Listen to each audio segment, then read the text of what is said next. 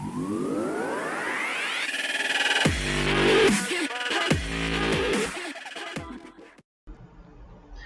everyone, Duke here. I want to talk today about which element of Homunculus you should pick.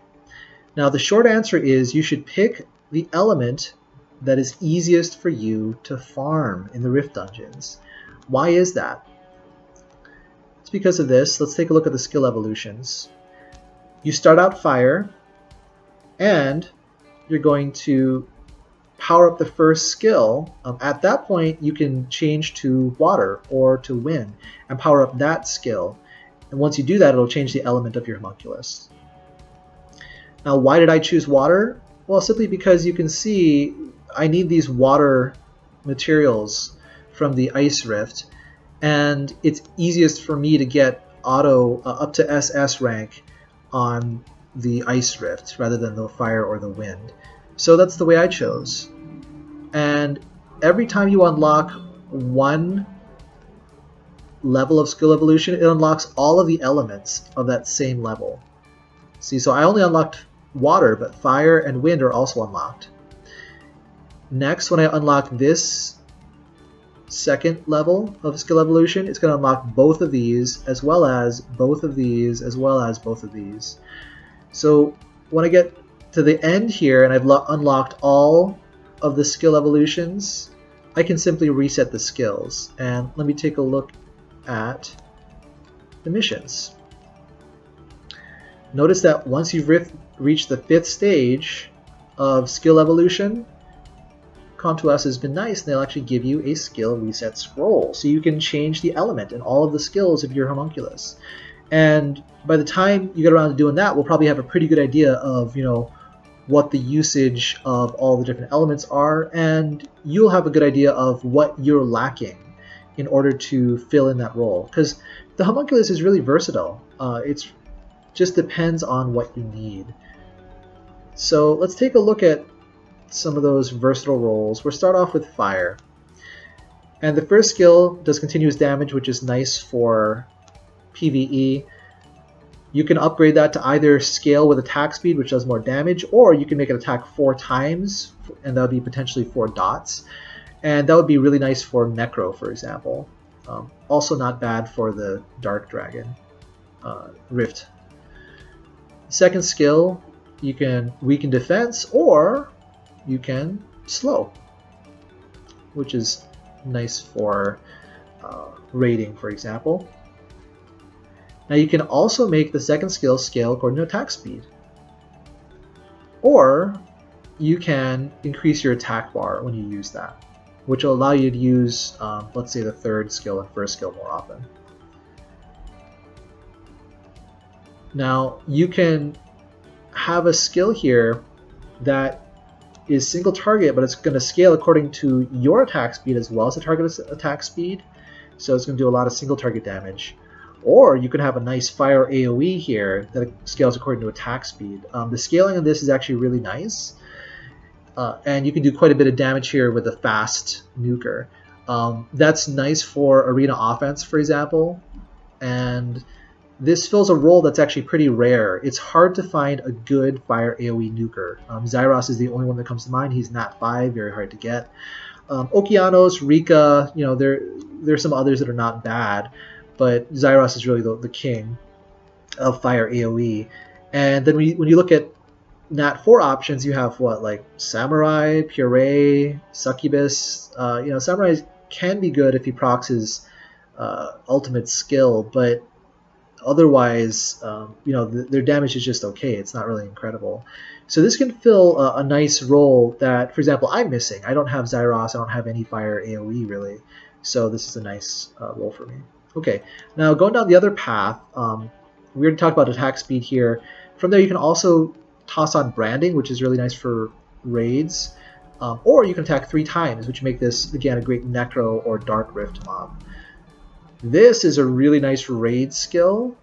30% extra damage for each harmful effect on the enemy. It's kind of like the Water Kung Fu Girl.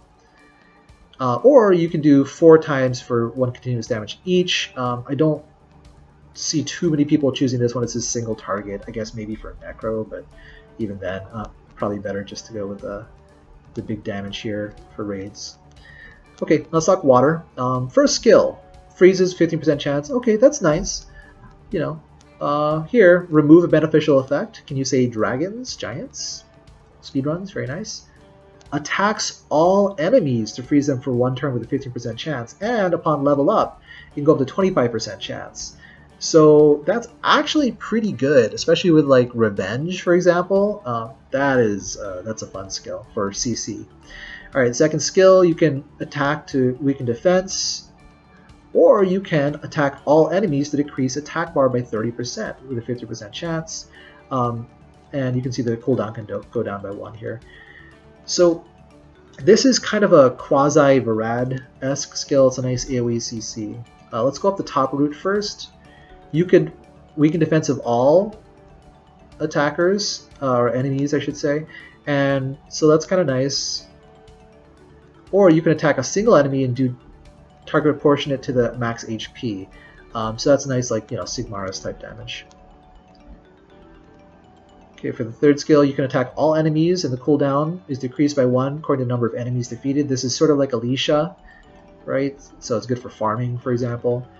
Whereas this one is attacking 1 enemy, max HP damage, and attack bar down to 0. So this is pretty nice, again, for, let's say, dungeon farming. Like for runes. Okay, going down the more CC-oriented route, again, starting with this second skill, you can upgrade that to absorb attack bar, which means you're actually going to gain whatever attack bar you decrease from the enemies.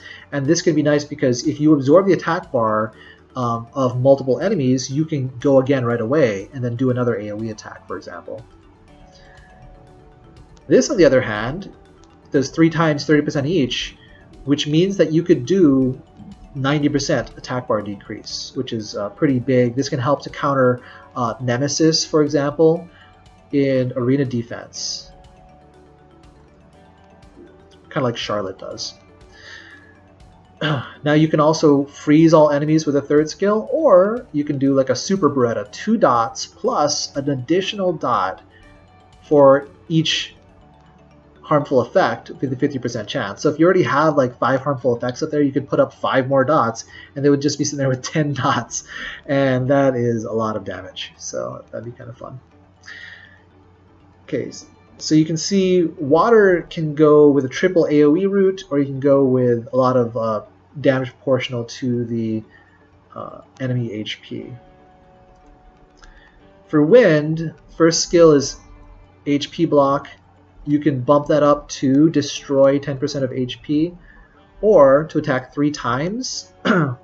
And obviously that would be great for Necro or Dark again. And then you can either decrease the attack speed or stun, 50% chance. Now you can brand and decrease attack speed, great for raid. Or you can do a triple attack, so great for Necro and Dark Dragon. Again, here we have a triple attack, so another Necro Dark Dragon type attack, break defense, brand, and then huge damage at the end. You know, I hope I don't have to tell you how nice that is for raid and other dungeons. But look at this one, we have a really cool skill as well. Attacks randomly 5 times, and damage is increased if it hits the same target again. So this is going to be not as useful when there's towers on the side, like in Giants or Dragons, but in Necro, this would be a really nice skill. In actually all of the Rift dungeons, this is a nice skill because it doesn't require the boss to have any debuffs on it to increase the damage, and all attacks are going to hit on the boss. So random attacks are like Kung Fu Girls, for example, or even Liches. Those random attacks are really nice for single targets because every single attack will hit that target. In this case, it's going to get additional damage without requiring debuffs on it. Okay, going down the other path, again, 50% chance of stun. You can add on a chance to destroy here, 30% of the max HP, or 100% chance of stun for second skill. And then, third skill, you can destroy 50% of the damage here, max HP destroyed, or you can have a skill here that hits pretty hard, and it's kind of like Rocky. If you kill with this, the enemy can't be revived. So that can be nice against revivers, Perna, etc. So you can see that each element has its own flavor, and even within the element there's a lot of variation. It depends on what you're lacking. If you don't have good fire AoE, then the fire could be a great option. If you don't have great AoE CC like Varad, then water might be a good option. Or if you're looking for help with TOA hard, water would be a great option as well for the dots and the CC. Whereas wind is a great single target attacker, in particular for raids as well as the Rift dungeons and Necro. So the nice thing about the Homunculus is that it can be spec'd in so many different ways. The other nice thing is that the reset doesn't cost that much, and when you reset the skill evolution, you maintain your powered up skills, so you don't have to redouble on everything, and you don't have to use additional materials to go up to the level you've been involved to. So if you've already evolved to the max level, you can just reset the skills, and then you can pick all the way up to the max level again. You can use materials here from the Rift dungeons, or you can use, in this case, 300 crystals. Now, to be honest, 300 crystals is 10 refills, which is probably less than what you would need to get all of these magics in particular. So the 300 crystals is really not a bad deal to reset even after your first time. All right, everyone. So hopefully you found that useful. Like if you did, subscribe to keep it coming. Thanks.